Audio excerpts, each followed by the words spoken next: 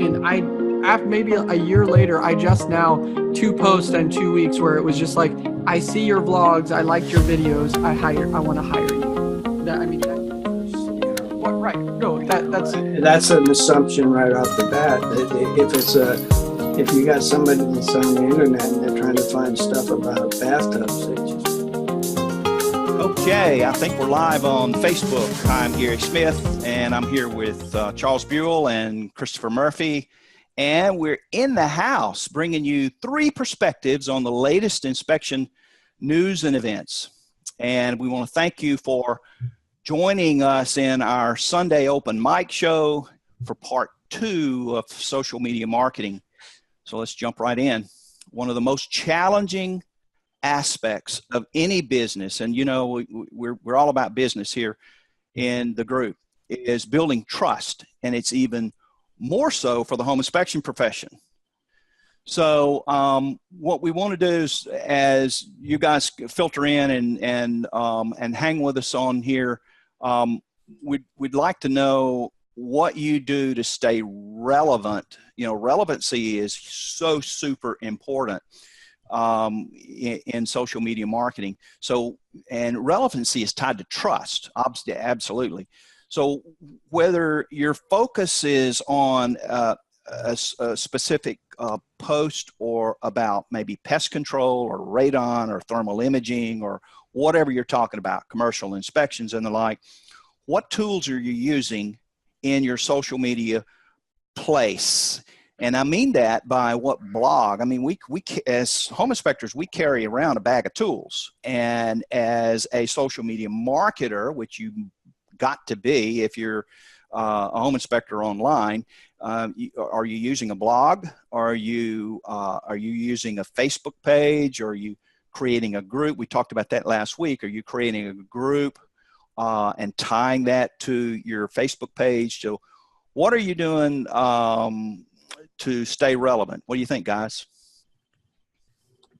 I use pretty much every platform. You know, I don't think sticking to one platform works. Mm-hmm. And I've noticed just some of the things by me working on it is come up with a catchphrase, cool sunglasses, dirty hat, you know, an accent that you like to do. You know, you need something that tags yourself. So, you know, I've started with everything I do. I was like, let's go check it out. You know, people look for the finger, you know. Yeah. So whether it's a phrase or something like that might be your tag or familiarity with, right? Right. Yeah. And then you kind of change it up on each platform too. That's what I've noticed. So like Facebook, I'll cut up YouTube. I'll do like a 7-minute video, and then Facebook, I'll chop up that 7-minute video and maybe into 5 videos. Right. And try to make it interesting, you know. Mm-hmm. What do you think, Charles?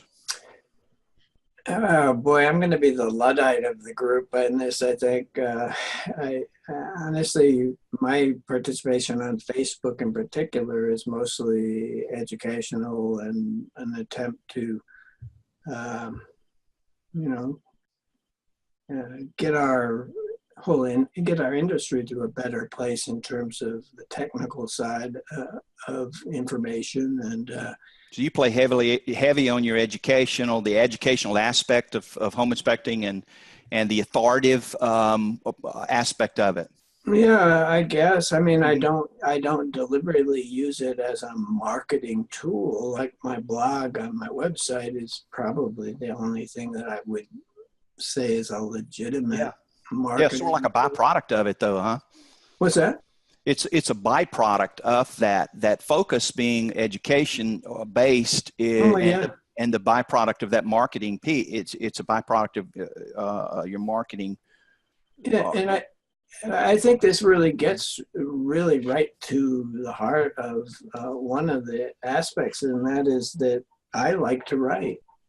A lot of inspectors don't, so that might be a big reason why they might lean towards other approaches to get that Google juice or find clients or whatever. But for me, I write, I put out blogs, and that thing is working for me 24/7, 365 days a year. It's just never sleeps. So I like to sleep.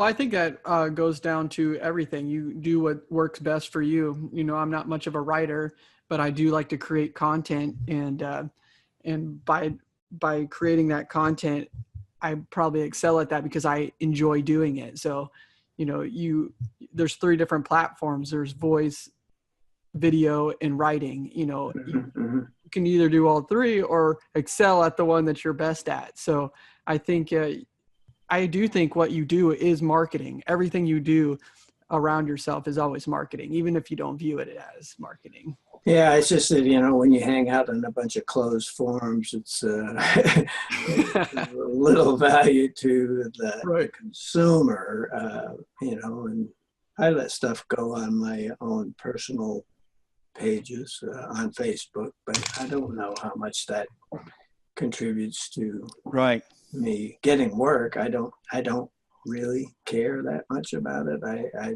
like just sharing, I guess, and you know, and I think that does have a long-term effect. Well, it gets your name out there, and it is marketing, like 100%, and you're going to get business out of it. Another home inspector is going to know that you're the most knowledgeable home inspector. He's going to be overflow. He'll send it your way because you know they're going to take care of you. I mean, in the turn, it'll always come back to you. Yeah, and that's a really good point, Chris. I think you know, it's kind of the step in front of the bus principle. Sooner or later, you're going to get hit if you do it enough, and you just kind of have to keep stepping off the curb. Yeah. So you have to be consistent with your path. So one of the keys, I think, would be consistency, in this social path. A lot of guys are learning how to be social marketers, and what's important, especially with new inspectors trying to get their business started, or if you're an old guy trying to get your business started, you're still trying to get cranked up, and you want to have a presence. One of the main things in that path, and a lot of folks have heard about it before, is the 8-second attention span. So is the 8-second attention span a myth or a reality? And what I mean by that is, how do you break through this 8-second limit if it's real? I mean, it'll be based on the type of content, I think, number one. For an example, video. What do you think? How do you grab attention and keep it? Another good question might be, how do you track the analytics at all? Or do you track analytics? With the 8-second thing, you'd never know it unless you looked. So do you measure? And if not, how can you truly answer the 8-second question? So number one, is it real? If you think it's real and you're trying to want to find out, one of the things we'd have to do would be to track your analytics, which in Facebook you can do pretty easy, and you can do that on YouTube. So we're staying with the video thing. If you aren't measuring your efforts, you're walking in the dark. And as a home inspector, one of the last things you want to do is walk around in the dark. Right. Actually, that leads to one of the comments here in the group, and it says, "What is your best advice at a low-cost way to add home inspections to the book?" And that falls into social media right then and there. 90% of what you do on social media is free. It's just your own time, and you're selling yourself, right, whenever you go out there. So it just takes 10 seconds. Pick up your phone. I see some termites. You flip it on, and that's when I believe your 8-second attention span comes into place. I think I've noticed in my analytics, whenever I started off with saying, "Hey guys," you automatically eliminate half your audience. You say, you just jump in, maybe show your problem, and then come to yourself, or talk about a house. Be like, "I'm at a 1970s house," instead of being like, "Hey, this is Chris with the action." I'm automatically selling myself. Instead, I'm educating someone. So I do believe the 8-second attention span is real, because you could see as soon as I changed what I said at the beginning, I had a steady flat rate with my analytics instead of a dive down just from what I changed. And I said, same content, just different words at the beginning. It might actually even be less than 8 seconds. if I'm scrolling through Facebook or through YouTube and looking at a string of videos in the column, it's like I see one picture and it's got to sell me right then and there, or I'm not clicking on it. So, yeah, and the title and how it's worded and what the topic is. I agree. So you're addressing that part that you haven't even gotten to the 8-second pitch. No. You haven't even clicked on the video yet. No, So that proves how important having the thumbnails, the thumbnail. Thanks, Chris. Having a thumbnail and the description of the video posted. Do you ever see the thumbnail for the video being like a blur? They picked the wrong one. They didn't even know they could pick a different picture to go. Yeah. So there's actually a website I use canva.com, and it actually turns in a picture of what you want, and you can create a free thumbnail. They have a bunch of basic ones. It's free, and it'll choose the right sizing, and you can add in like cool words and whatnot into it. And if you go to my YouTube channel, you can see all the different thumbnails, and I used canva.com. It's a free, and I think if you wanted to pay for it, it's like $20 or something like that too, for the year. But it still comes down to, it's got to be of interest, Right. No, that's an assumption right off the bat. That if you got somebody that's on the internet and they're trying to find stuff about bathtubs, they're just not going to care about a post that's about weasels or something else, right? Right. Well, so it has to apply. Yeah, it has to apply to your particular. The application of it. And I imagine that it would also vary from platform to platform. You're not going to get the same kind of attention or the same kind of feedback from Twitter as you would LinkedIn or Instagram, where the platforms are totally different. So you're going to have to be able to learn to gear your. Well, and that's where you get into your idea of having folders for different kinds of videos on your channel, so that if you got an electrical channel and you got a plumbing channel and all of these, so you start to narrow the likelihood that anybody's interested in plumbing may visit 4 or 5 of your videos as opposed to just the one. Mm-hmm. Also, whenever it comes to trying to schedule those jobs for the books and using social media, I say this all the time and I keep preaching it. It's consistency. That's right. It's the long haul. The long haul. Your first video, you're not going to get any jobs. People aren't going to watch it. And I mean, people still aren't watching my videos, and I've been doing it for a year now. I mean, when people are watching them, but I mean, like, I'm not talking thousands. One of the top guys I listened to, Gary Vaynerchuk, I think he posted for 2 years straight before he even had an audience. So it just consistency, do what you like, show what you want, and talk about what you're doing, and it will eventually take off. Yeah, I mean, to have a video go viral is pretty rare and pretty unusual, actually. So Brian said a bikini home inspection car wash worked. Yeah, well, that's the hook. That's a hook that is a sucker punch, and you can easily hook people with that sort of thing. Yeah. Whether it's money or sex, whatever. I'm like kind of iffy. I created this video and I did a Liam Neeson take on it. And I'm like, I don't know if I look like I'm playing on the job or not. So I'm like in between posting it.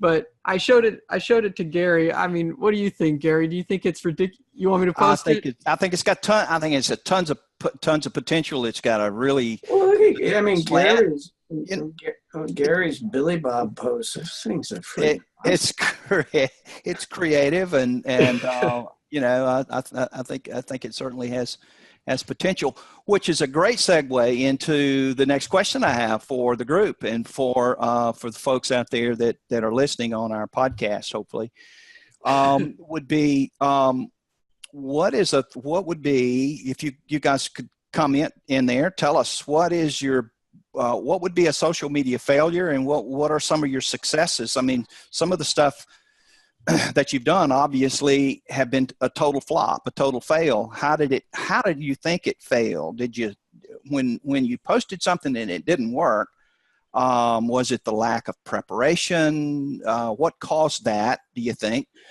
Using the right message with the wrong platform? We chatted about that for a second.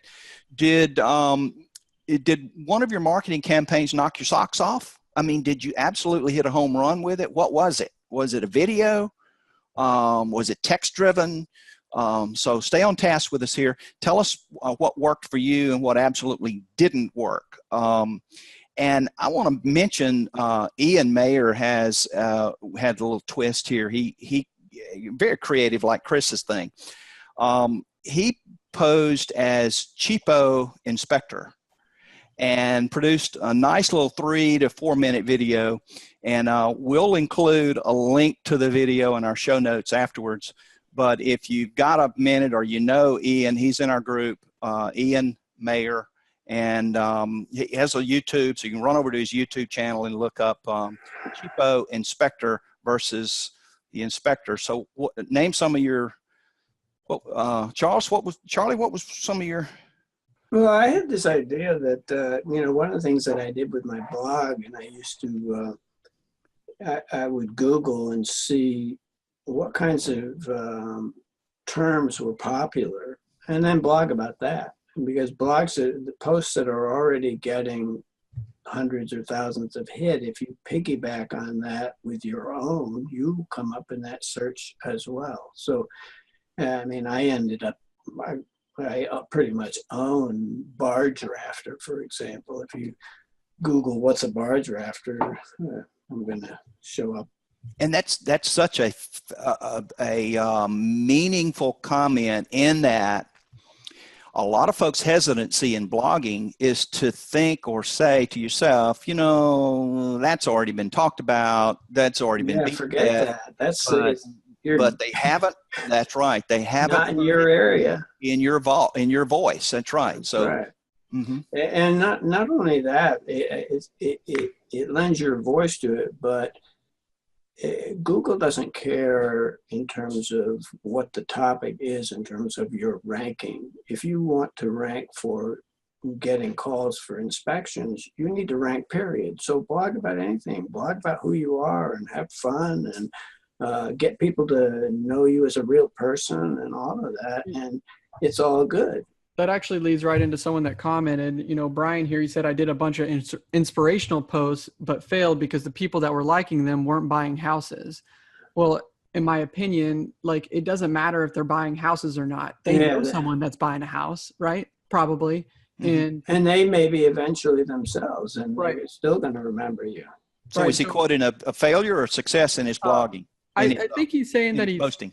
Yeah, I think he's saying that he failed. He's failed because he wasn't getting any jobs out of it. Well, the only reason why I think that it may have failed, just from you weren't maybe branding yourself as a home inspector when you were talking, or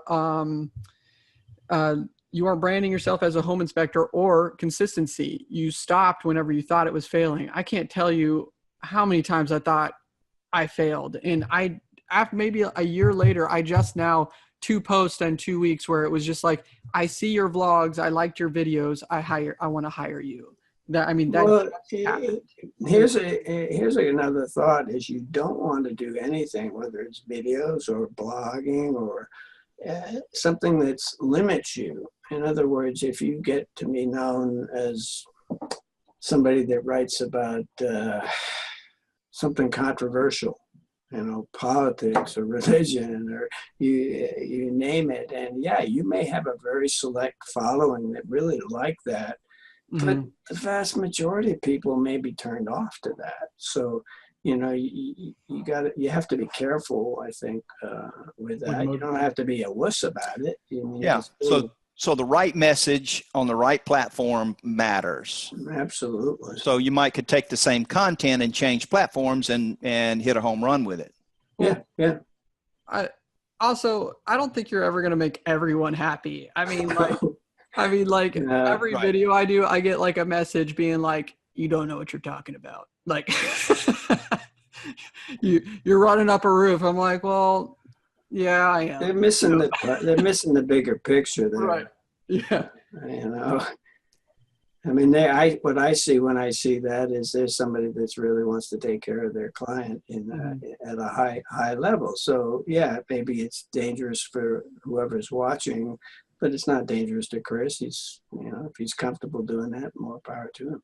Right. Yeah. So you're not going to make everyone happy. So a few bad messages, go talk with your friends, check the post, make sure that, you are right or aren't right. And then if you're wrong, say I was wrong, because you're human, I think that's what it comes down to, so don't worry about making everyone happy, just go out there and post it. Yeah. So, I read a meaningful article this morning that was written in 2016, and I think it's still relevant today to today's Facebook landscape. It was basically about Facebook, and Neil Patel wrote this article, and the title is "How to Win on Facebook: 8 Lessons Learned from Analyzing a Billion Posts." So this guy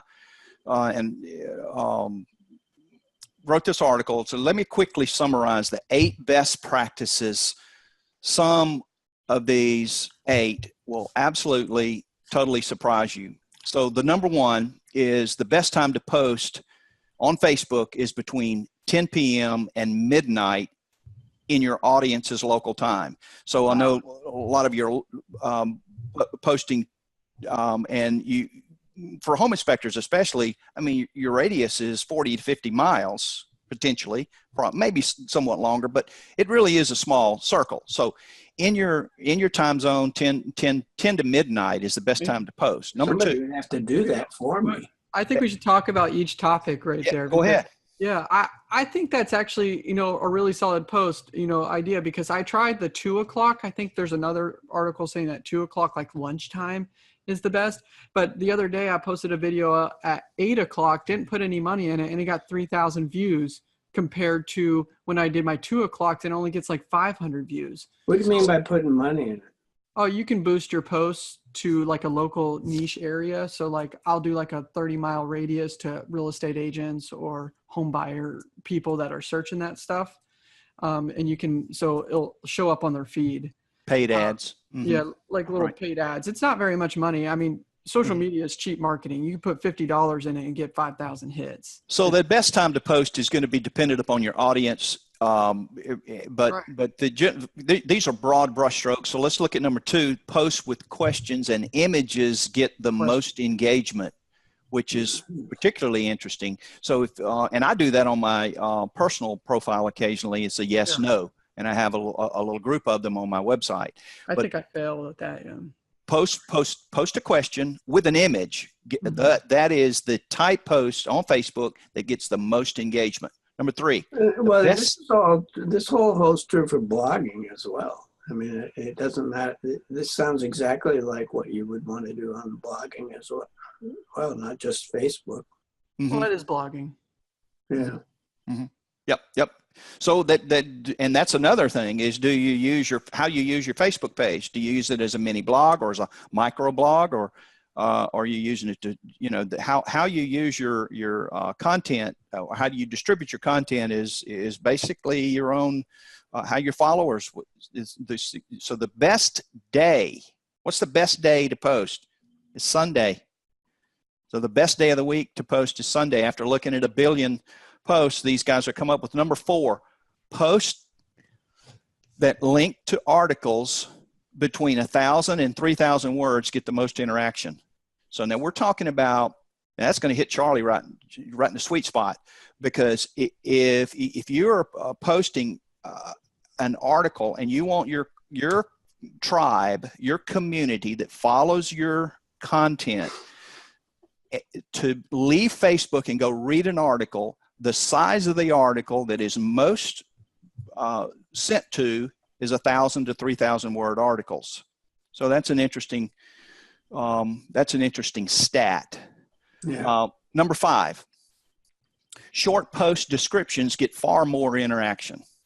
So that means that if you're posting on Facebook, the description of your post doesn't have to be 2 paragraphs. It's kind of interesting because my WordPress, it's set up such that you have to answer all these questions before you can even post. You get little gold stars if you meet more of these criteria than if you don't. Your title a certain length, blah, blah, blah. Right. Number 6, directly embedded videos. We talked about this last week. Directly embedded videos get 6 times the interaction on Facebook than YouTube posted videos. 6 times. Leaving the site. If you're posting, if you got raw data, you need to post 1 to Facebook and 1 to YouTube. Does this guy work for Facebook? No, he didn't work. No, he's not anymore. This is a great article. We'll put the link in to the article, and you can make your own choice as to who he is, and his validity. But he's a pretty sharp guy. Number 7, images posted through Instagram get 23% boost in engagement. Meaning that if you're going to post an image to your path, to your followers, put it in Instagram and share it into Facebook, you get a boost of about a little over 20%. I think what also helps that is that interesting. Instagram, I think what helps that though, Instagram actually makes your pictures almost look professional in a way. You could put your own little filters on them. You can change some of the colors with ease. So you do a picture of a flower or a leaky pipe, you can emphasize the rust on that pipe through the picture. And I think that helps. I think. And Facebook likes playing with Instagram better than YouTube. Facebook owns Instagram. Yeah. Duh. So that's what's one of the keys there. Okay, the last one, number 8, posts with hashtags get less interaction than posts without hashtags. I'm floored by that one. I try to use hashtags as much as I can. It's a must do on Twitter. It's a must do on Instagram. Right. It's another type of keyword thing. And since I post most of my, it's a fantastic keyword opportunity. Because I post a lot of my image content on Instagram first, and then I throw it in, like he mentions. I've already added a bunch of hashtags to it, but those are the 8. They're all backed by an insane amount of data, and it's great practice to follow for your Facebook marketing. But a lot of that is personal, and we'll include a link to that article in the show notes later. I have 2 videos on backlog right now. I haven't posted them yet. I'll try your 10 o'clock theory. I'll give it a go. There you go. We'll see if it works, and I'll talk about it next Sunday. Charles is in bed by 10. Yeah. Me too. I'm in bed. 11 o'clock at latest nowadays. Yeah, it's like but I'm up at 5. So it's different. So Charlie, that you can set your post to post. Okay. Yeah. He knows that. Charlie's so smart. I think maybe just for our audience, I'm just throwing it out there, I'd say 8 o'clock. 10 o'clock is probably better for like kids and whatnot, or maybe funny videos. So but people buying houses are up at 10 though, because they got the kids to bed and that's their 5 minutes of special own time, right? Yeah. Yeah. So I'm gonna go with 8. I'm gonna say 8 o'clock. Just throwing it out there. Well, report back to us and do some A/B testing there. You know what A/B testing is? I'll do 8 o'clock and 10 o'clock. There you go. I'll see. We'll see what goes. There you go. But then how do you sort out the topic and what it's about? I mean, I could post a video of I don't know, Chris. You're doing something outrageous and something that's going to annoy other home inspectors. That's going to get a lot more. We'll see that. Now we have a problem because I know that one video is going to annoy home inspectors. It's good. So these kinds of things, like I've got a video I did of me putting a light bulb in my mouth because somebody posted one that you couldn't do it. So obviously I had to do it. And that thing has had thousands and thousands of hits because there's other videos out there that went viral about it. So if you tag onto it, Right. Yeah, the only problem is there's not too many videos out there. There's a few videos, but for home inspector videos, we're still breaking into it. There's not enough creators out there for stuff to actually get to the viral point. And that's why I always say, like, whenever I'm in this, get out there and create, because you could be the next viral home inspector. Well, I tell you, in Billy Bob's post, that seriously has the potential of going viral. Yeah. That one you did where you had the two of the three of them in the attic at once talking about HVAC. I mean, that thing, I was howling. That's so funny. So, we've got the link to coming in and hanging out with us in the webinar here. And Ashley Heartland is in here with us as an attendee, and we're welcoming. We welcome any of you guys to come in and hang out. You can. We'd love to have you. But his comment is, be specific by most popular. His most popular blog post to date was a blog post from 2010 that discusses dishwasher drain line installation defects. So narrowing it down is a potential attribute. Absolutely. You want to be thinking about the kinds of things that people are searching for. And you used to be able to, on analytics, see what search terms people put in. Yeah. Now you kind of have to pay to get it. Well, it actually a good way to actually do it, to tag on to that, is actually just start typing into Google. So say galvanized water line, and then the top 10 topics actually show up, and there you go. You got your title. Or you got 10 blog posts right there. Just do them and throw them out there. Just do one. One of them will eventually catch on. And, I'm glad we brought that up, because I have failed at that. I am going to say that straight away, because I just get in my own path and I'm like, I'm going to create this today. And I just go out there and do it, and I don't have a strategy to it. So I do need to create a better strategy when it comes out to my topics. Right. We welcome Ruben Salzman's in here today. He's in the house. Hey, Ruben. Welcome. Come in, Ruben, and hang out. We're glad you're here.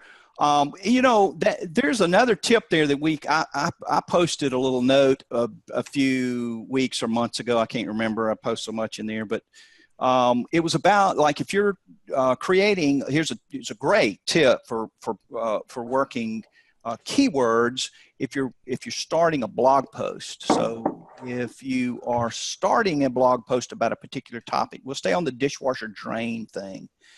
Just go to Google and put in dishwasher drain in the search URL. Scroll to the very bottom, bypass the first 10 that come up. All the way to the very bottom, you will get a list of important keywords that Google recognizes that ties to that URL, that text string that you're writing your blog piece about. Yeah, and they give you instructions. That's right. If you include those keywords in the body of your blog post, it's a fantastic way to boost your post. Yeah, absolutely. And then it doesn't look like keyword stuffing, where you've got 15 times you use the word Seattle Home Inspector in your blog post, and it looks awful. Yeah, there is a minimum you should be if you're trying to staying on the blog thing again, and if you're trying to post for dishwasher drain, you need to use it more than one time. Yeah. Number one, you should put it in the title of your blog. But the other tip that I'll share with you is that you need to use it at least 2 or 3 times in the body of your blog piece, and it needs to be naturally spoken. That's right. Yeah. I probably break down on that, but I don't, I have, another good thing to do is you take a snippet of your blog and see how quick it takes Google to index you. Oh, dude, you're killing it. Charles, you're killing it. Yeah, I mean, mine, they index really fast. Ruben's killing it. Ruben's in the house. If you need to add guys in the group, if you really want to know how to push it, Charlie and Ruben are kingpins when it comes to blog stuff. I mean, I like Ruben's videos. He has some really good home inspector videos that are viral. It's like 30 home inspection problems in like 2 minutes. And man, I don't know. I just sit there. I can watch every single one. He has really good audio on it or something. Well, and then burning up dryer vents and yeah, stuff. yeah. Oh, that's great stuff. I mean, I talk about it. He doesn't even have to talk about it. He just shoots a video of it and he gets a few hundred views on his, or even thousands. It makes it look so easy. Yeah, he's probably got 3 times the traction that I do, but he's got 10 times the employees. Ruben's my hero. That helps a little. He's my hero. So let me just share a podcast with you. We're gonna also include another link in the show notes here. So we're gonna. I listened to this podcast this morning, and this girl absolutely is killing it. You should consider listening to episode 83 of Building a Story Brand podcast. That's Donald Miller's show, and he does a great job. He's interviewed Rachel Hollis. She's worked with several huge corps. The title is 5 Practical Ways to Strengthen Your Business with Social Media, and she does a fantastic job with this. I mean, and it's really, really simple. And just a quote from her: "Don't try and get more friends. Don't try and get more fans, but do try to take better care of the people you already have." In other words, if you've got 500 followers, you need to be taking care of those 500 followers that know you rather than getting 100,000 folks that don't know you and you're not taking care of them. I say even 5 followers. So like if someone sends you a message, you should really listen to them and go out of your way to help them with even the basic information that seems basic to you. I think you should help them. So I don't think even 500 is high to me. I think 5. Yeah. Well, one of her tips is about giving more than getting. And I think we have such an opportunity as specialists, as practitioners of specializing in the things that we've got to know a lot of moving parts in a house. And if you offer good, understandable, digestible content every week, or at least every other day on your Facebook posts, you're seeing giving more than taking. You'll get. It'll change. One thing that I hear is people want to know, well, it takes so much time. It takes too much time. People ask me, do you live in your computer or what? It seems like you're on Facebook all the time. But, I have 3 computer screens, and I do my work on one, and I keep the internet on one. And it takes literally 2 seconds to respond to somebody that's got a comment or a question, and you just make the comment and go back to work. I mean, it really doesn't take, I don't think it takes a little bit of time. And I mean, time, you just need to prioritize it instead of you watching your show or going outside. And it also depends on your goals too, as well. If you don't want to be super famous on Facebook, Instagram, YouTube, or you just like the amount of work you do, or you don't want to build a multi-inspector firm. I mean, do you want to be a family man? Be a family man. You want to be a multi-inspector firm? Be a multi-inspector firm. So I think it just determines on how much effort you want to put into it to what you're going to get out of it. But I do agree with what Gary said. You put out more than you expect to get back. I mean, that's what you will always come back, and you will always succeed if you follow by that. Mm-hmm. Originality works too. Stay original, stay, don't try to be someone else. Yeah. I agree. If you're goofy, be goofy. Yeah, that's pretty easy for me. No, I completely agree. Man, that was some good topics today, man. With that list, I really like that list. I'm gonna implement some of that. So how are we doing on the how are we doing in the group? The group, they're just saying great content. they were just saying they were agreeing with some of the things that y'all were saying, and there are no real questions. We did have some social media questions, but actually while we got it open into the group, write a comment what you want us to talk about next. We don't always have to talk about social media. Last time we did routine, maybe what kind of roof you get on, what do you guys think? We certainly do. Would love to hear what you guys want to chat about, or what you want to talk about, or what have you for next week. We don't have anything coming up, like Chris said. We'll certainly, we've got some stuff in the brewing pot we're stirring around, but we'd love to hear what you think, and we always want feedback from our from the community. Yeah, we're equally willing to ignore or appreciate anyone. As you well know, that we have been Charles and I both are pretty good about ignoring a lot of stuff that we don't necessarily agree with in the group. And I love all our members. They all do a great job, except the ones that are rude. Well, so I thought that was just like part of being a home inspector. You're supposed to be rude. Like, just other home inspectors, of course. They're certainly opinionated, I can tell you that. yeah. But yeah, good. Nothing wrong with that. Well, that's the reason why we all work by ourselves. We don't make any friends because we're so opinionated. That's right. So yeah, I noticed ever since I became a home inspector, nobody invites me to dinner. Yeah, walk into their house, be like, all your outlets are loose.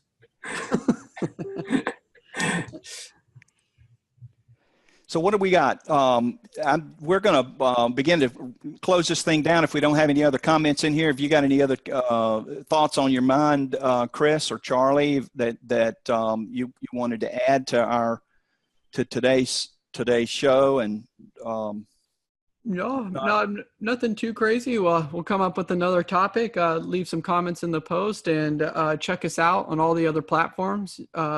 Gary's put us on SoundCloud, podcast, YouTube, and also the Facebook group, of course, and iTunes. iTunes. Hit us up on the Today's Home Inspector list too, as well. Like the page, and actually post your own content in there too, as well. Because Gary coaches me. And hopefully Facebook's here next week. Yeah, so don't post it in the professional closed group. Post it in the Today's Home Inspector page. That's so we can share it and criticize it too. Good and bad criticism. I mean, both are good. I think you learn the best from whenever you fail and fall down. So let's do it. John wants to know the podcast name. It's the Today's Home Inspector. Yes, so when you look it up on SoundCloud, or you're looking it up on iTunes, look it up as Today's Home Inspector in the House is the name of the show. It's how it's set up. And we appreciate everyone for tuning in today. From Chris Murphy and from Charles Buell, I'm Gary Smith, and we'll talk soon.